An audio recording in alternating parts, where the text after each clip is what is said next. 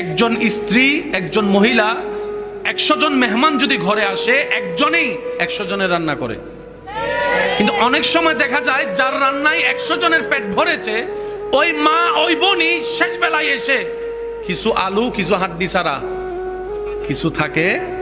এবার সে মাকে, বোনকে, স্ত্রীকে গিয়ে জিজ্ঞেস করেন, তোমার হাতের রান্নায় তো সবাই পেট ভরে খেয়েছে, তুমি তো শেষ বেলায় এসে কিছু খেতে পারলা না। তখন উনি বলবে, আমার খাওয়া লাগবে না, সবার খাওয়া দেখে আমার মন ভরে গেছে, মন ভরার কারণে আমার পেটের ক্ষুধা চলে গেছে। সুবহানাল্লাহ। একটু বুঝবেন জিনিসটা। আর ছেলেরা, আমি কি বুঝাতে পারছি কথা? আমি তো সে দলে, বাস্তবতা যেটা সেটা। সারাদিন পরিশ্রম করে আমার বোনের মাথায় যদি ওনার স্বামী একবার মাথায় হাত বুলাই দেয় 2 সেকেন্ড, সারাদিনের কষ্ট 1 সেকেন্ডে ভুলে যাবে। আল্লাহ এটা নারীদের সফটওয়্যারে দিয়েছেন।